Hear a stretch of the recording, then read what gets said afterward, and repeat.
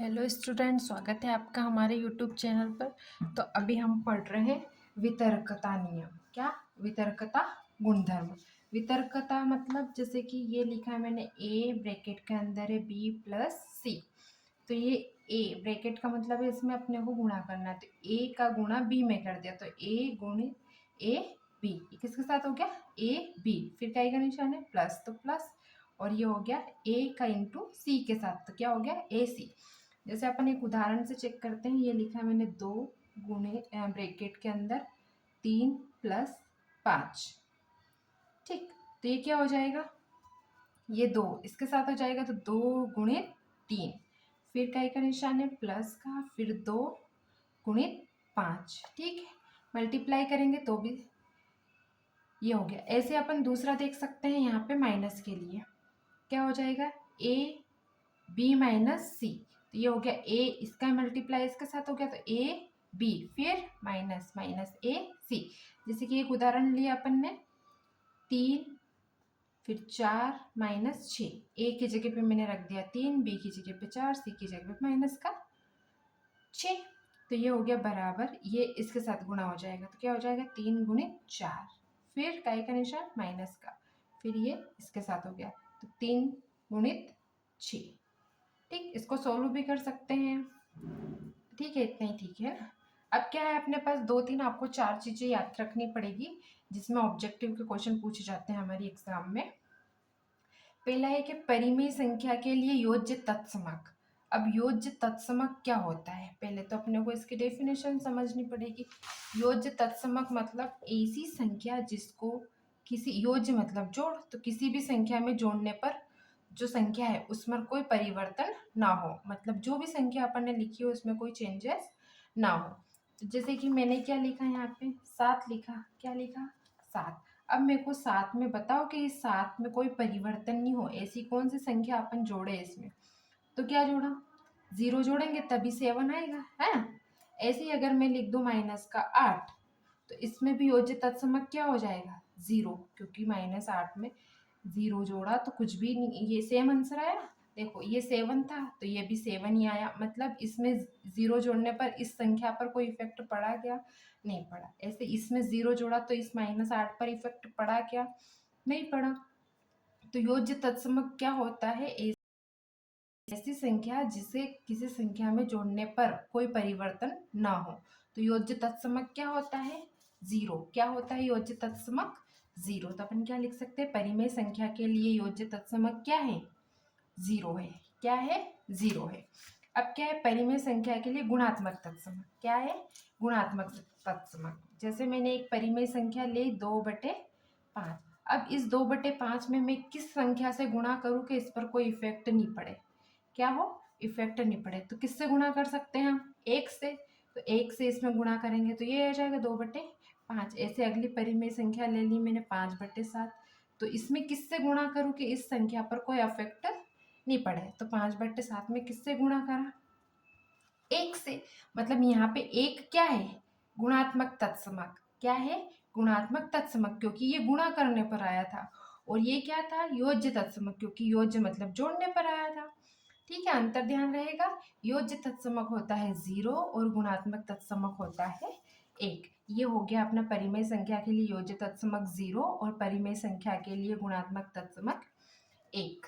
ठीक है इतना। अब उसके बाद में क्या है? योज्य प्रतिलोम। मैंने अभी बताया प्रतिलोम मतलब उल्टा। क्या? उल्टा। जैसे कि मैंने लिखा ये क्या? 7। अभी अब इस 7 का उल्टा क्या है? माइनस का 7। और इनका जब भी अपन इसका प्रतिलोम लिखेंगे तो आंसर अपना क्या आना चाहिए? 0, क्योंकि वो जो तत्समक था ना वो आना चाहिए। तो देखो 7 में 7 का गुणा योज्य प्रतिलोम क्या हो गया? माइनस का 7। ऐसे ही मैं लिखूं माइनस का 8 का योज्य प्रतिलोम क्या हो जाएगा? प्लस का 8। क्यों? क्योंकि इन दोनों को क्या आया? 0, है ना? तो योज्य प्रतिलोम क्या होता है? उस संख्या का साइन बदलकर अपने को लिख सकते हैं। जैसे कि मैंने बोला a का योज्य प्रतिलोम बताओ। किसका?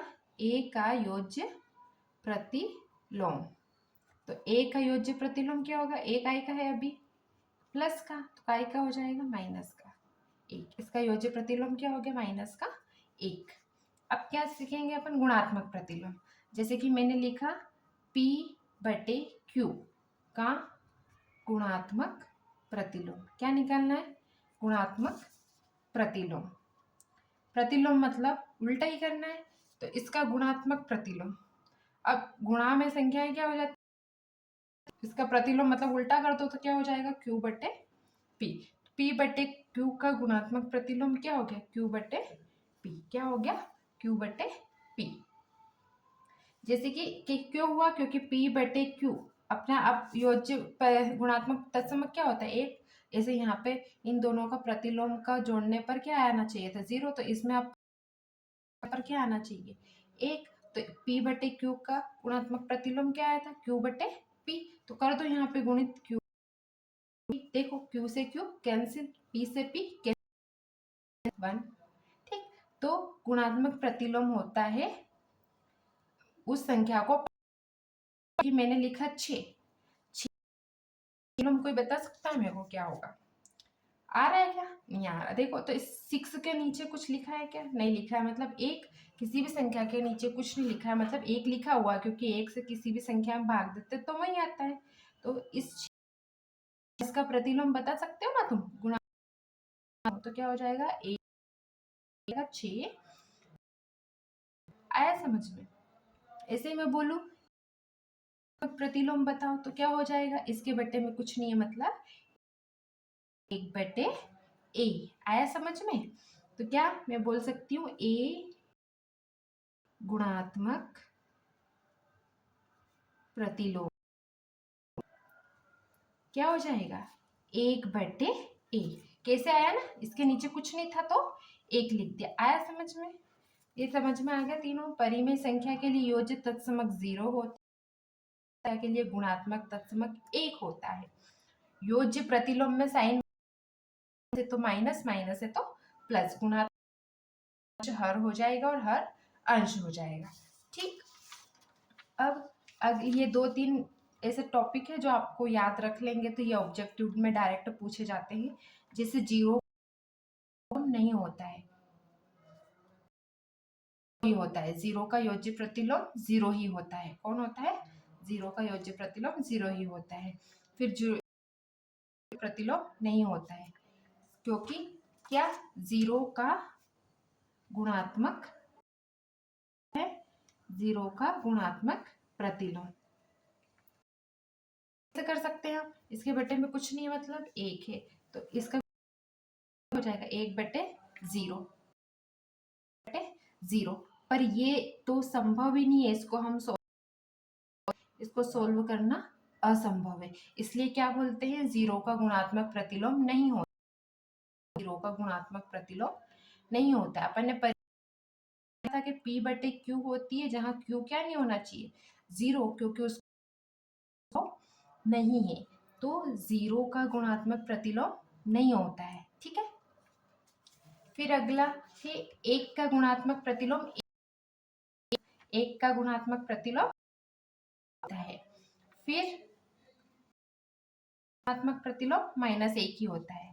ठीक, और अगर मैं पूछूं कि प्रतिलोम, अगर मैं यहीं पे नंबर डाल देती हूँ, जैसे मैंने डाला ये 9 नंबर, ठीक है, मैं पूछूं 1 का योज्य प्रतिलोम, तो योज्य प्रतिलोम में क्या होता है साइन बदल जाएगा, तो ये अभी प्लस का है तो क्या 1। ऐसे ही मैं पूछूं -1 का योज्य प्रतिलोम तो क्या हो जाएगा, है ना।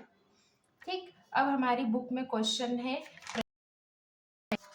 ये यहाँ पे पेज नंबर 13 पे 2 क्वेश्चन दे रखे हैं। वितर्कता के उपयोग से निम्नलिखित मान ज्ञात कीजिए, जिसका पहला 7 बटे गुणा ब्रैकेट के अंदर माइनस का 3/12 7/5 गुणित 2। तो हम इसका हल करेंगे। ठीक, तो एक बार क्वेश्चन से हम उतार लेते हैं अपन, तो ये हो गया 7/5 माइनस का 3/12 ब्रैकेट बंद, फिर प्लस, फिर ब्रैकेट चालू 7/5 गुणित 5/12। ठीक है, ये क्वेश्चन है अपना। अब मेरे को ये वाला ब्रैकेट आपको पूरा दिख रहा होगा और ये भी दिख रहा, इसमें आप एक जैसा देखो, यहाँ 7/5 यहाँ पर भी है, 7/5 यहाँ पर भी है, तो अपन ने 7/5 को क्या ले लिया, कॉमन। कॉमन ले लिया मतलब इस पूरे में से 7/5 कहाँ आ गया, बाहर। तो अंदर क्या बचा, ब्रैकेट के अंदर ये तो चला गया यहाँ से, तो क्या बचा, -3/12। क्या बचा, -3/12। फिर काय का निशान है, प्लस। यहाँ से भी 7/5 चला गया, तो बचा क्या, 5/12 है ना। ठीक, यहाँ पे अपन ने कौन सा नियम लगाया, देखो ये नियम पढ़ा था अभी अपन ने, पढ़ा था ना यहाँ पे, ये वाला, ये इसके साथ ये ब्रैकेट में है, तो फिर ये यहाँ से कॉमन ले लिया, तो ये बाहर आ गया, वही करा है अपन ने यहाँ पे। ये यहाँ पे था इसके साथ और यहाँ पे इसके भी साथ था, तो यहाँ से अपन ने 7/5 को क्या ले लिया, कॉमन। तो कौन सा गुणधर्म लगाया है अपन ने, वितरकता। कौन सा, वितरकता गुणधर्म। ठीक, ये हो गया अपना वितरकता गुणधर्म। अब इसको सोल्व कर लो, ये हो गया 7, फिर ब्रैकेट चालू, इनका एलसीएम कितना आया, ऊपर क्या है, के पाढ़े 12 एक बार में, प्लस 5 पाढ़े 12 एक बार में।